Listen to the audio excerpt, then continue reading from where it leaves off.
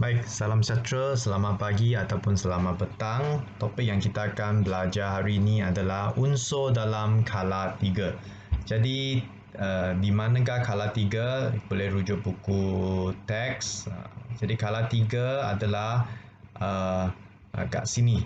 Di kala 1, 2 yang warna kuning ini adalah kala 3. Okey. Dan ini adalah unsur terdapat dalam kala 3, nature magnesium, Al, Si, S, klorin dengan argon. Okay. Dan unsur dalam kala 3 terdapat banyak kegunaan. Okay, boleh rujuk buku teks, contohnya aluminium membuat tin. Okay, dan fosforus bunga api. Okay, kita tengok balik nota.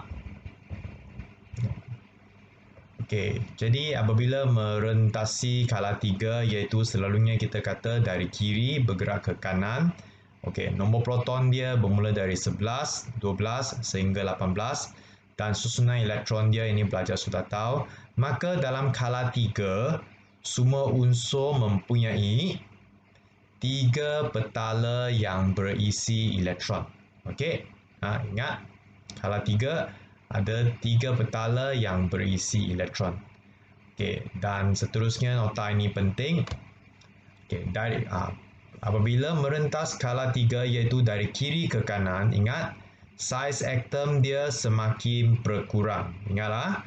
Okey, dia besar menjadi kecil. Saiz atom dia semakin berkurang. Okey, sebab apa? Sebab pertama, kita tengok bilangan proton dia. Nampak tak? 11, 12, 13, 14. Maka bilangan proton yang terdapat dalam nukleus semakin bertambah. Tengok nombor 11, 12, 13.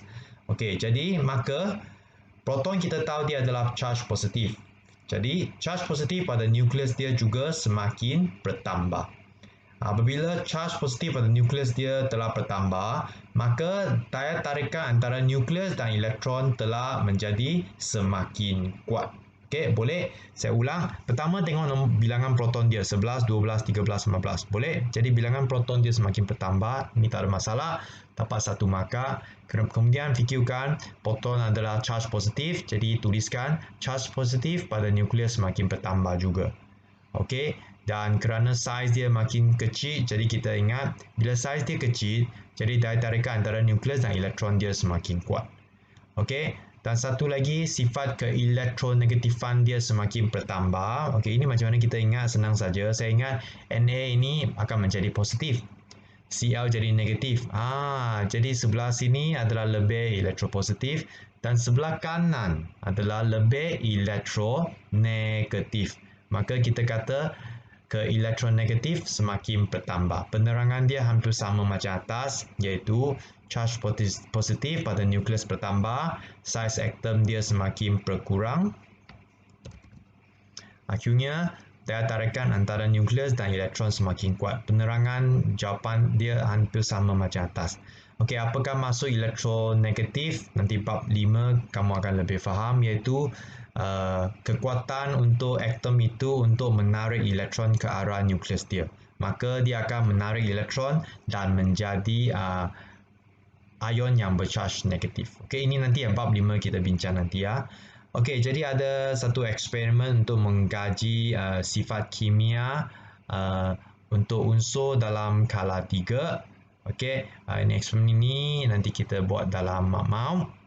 Okey, dan di bawah ada nota ringkas berkaitan dengan sifat kimia dia. Okey, jadi pertama ini belajar kena hafal. Jadi bab ini dia lebih kepada fakta, belajar kena hafal. Contoh, keadaan fizik. Jadi belajar kena tahu yang semua ini adalah dalam pepejal. Contoh aluminium yang kita guna, tin aluminium dalam pepejal kan? Okey, dan sulfur, pernah tengok sulfur tak? Yang pengakap kita guna untuk perkhemahan warna kuning itu, letak di tepi kemah supaya serangga ular tak masuk kemah. Okey, 6 ini dia semua dalam bentuk pepejal. Manakala 2 ini gas klorin, gas argon dia dalam keadaan gas. Okey, ini keadaan fizikal dia, kena hafal. Manakala sifat kelogaman dia adalah pertama, first three, 3 ini adalah logam. Tengah-tengah ini adalah separa logam. Manakala yang belakang itu semua bukan logam. Manakala sifat kimia dia, ini ada eksperimen kita akan buat. Okey, jadi belajar kena ingat depan dua ini adalah oksida base. Oksida base, okey, dan bila larut dalam air menjadi alkali. Bagaimana cikgu hafal ni? Cikgu hafal kumpulan satu, nama lain dia logam alkali. Jadi bila logam alkali, dia bersifat alkali, maka sebelum campur air dia adalah base, oksida base. Tapi hafal je lah. Dua ini adalah base, tengah-tengah ini adalah amphoteric. Okey, aluminium oksida adalah amphoteric. Dan yang ini, 4 ini adalah asid, dan argon ini kerana dia sudah mencapai susunan elektron yang oktet, maka dia adalah neutral. Dan ingatlah yang ini penting. Aluminium adalah amphoteric. Jadi apakah maksud amphoteric? Maksudnya dia bersifat, dia boleh bertindak sebagai asid ataupun dia boleh sebagai base juga. Maka aluminium oksida ini dia dapat bertindak balas dengan kedua-dua asid dan juga alkali. Maksudnya dia lelaki pun suka, dia perempuan pun suka, lebih kurang macam itulah. Okey. Okey, itu sifat dia. Dan untuk silikon ini dia separuh logam kan, dia banyak kegunaan dia. Kita boleh tengok buku teks. Okey, pelajar boleh baca sendirilah buku teks. Ini eksperimen dia. Okey, untuk mengkaji sifat kimia, sama ada dia base oksida ataupun amphoteric ataupun asid oksida.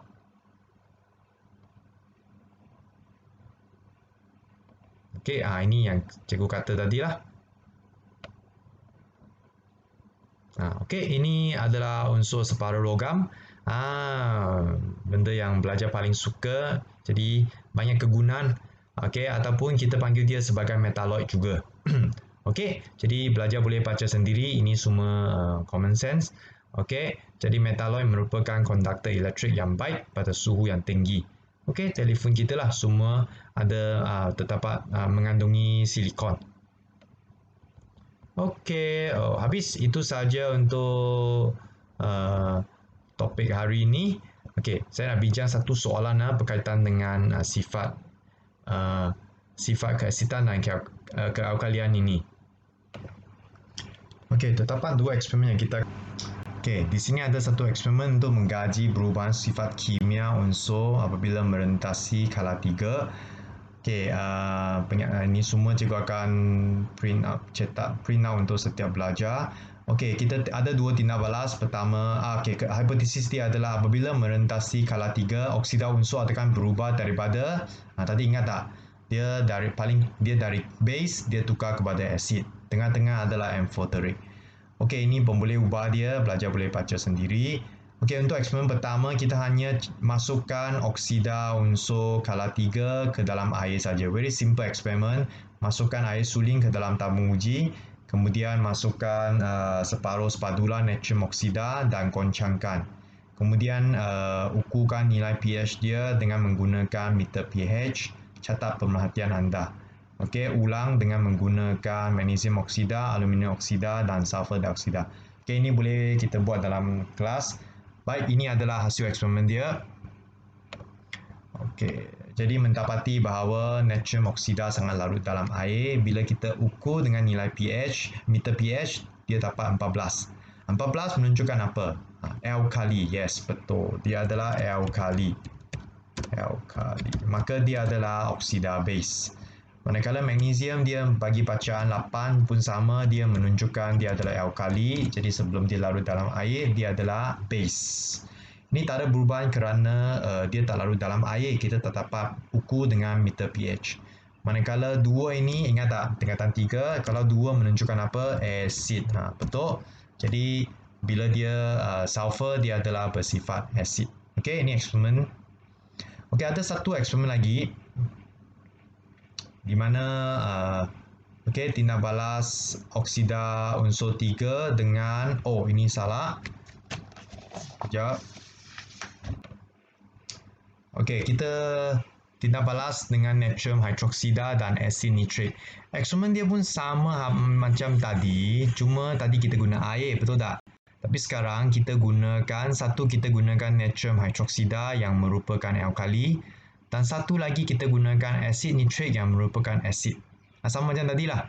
Okey, jadi kita masukkan magnesium oksida ke dalam 2 tabung uji.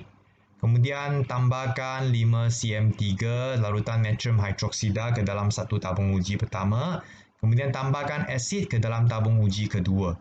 Kemudian panaskan kedua-dua tabung uji dan kacau dengan rut kaca. Dan perhatikan keterlarutan oksida di dalam kedua-dua larutan itu. Okey, kita ulang dengan menggunakan aluminium oksida dan silikon 4 oksida. Okey. Jadi ini adalah hasil eksperimen yang kita akan dapat. Okey, tak ada hasil lagi. Jom kita cuba ramaukan hasil dia. Okey, jadi jawapan dia sama ada larut ataupun tidak. Mau ataupun tidak mau. Okey. Jadi senang saja kita ingat konsep lelaki suka perempuan. Lelaki akan kahwin dengan perempuan, perempuan akan kahwin dengan lelaki. Okey, kita tengok yang ini. Ini base. Base ataupun kita kata dia alkali lah. Dia akan larut dalam air bersifat alkali. Jadi base dia akan bertindak balas dengan siapa? Base dia nak alkali ataupun dia nak asid. Senang saja, base dia adalah alkali. Jadi dia tak mau. Yang ini dia tidak mau. Tidak. Kerana alkali tak mau. Laki-laki tak boleh bercinta, tak boleh berkahwin. Kalau base dengan asid, ya, dia mau. Dia mau. Okey. Okey, kita cuba satu lagi. M4 rate dia hebat. Dia dua-dua pun boleh. Dia larut dalam asid juga dan dia larut dalam alkali juga, dia larut dalam asid juga. Okey, untuk ini last kali silikon kita tahu dia berada di kanan, jadi dia bersifat asid. Asid, alkali, mau. Mau. Larut. Dia larut. Dia boleh bertindak balas dengan alkali. Okey, yang ini asid dengan asid, tak mau. Perempuan-perempuan tak boleh kahwin. Asid dengan asid tak boleh kahwin. Sama. Jadi dia tidak mau. Okey, so idea dia macam ni lah. Nanti ada soalan dalam classroom. Okey, ini soalan kebal lah. Ini susah. Bahagian ni yang paling susah lah rasanya dalam topik ini. Okey, so boleh cuba faham lah. Senang saja, lelaki boleh larut dengan perempuan.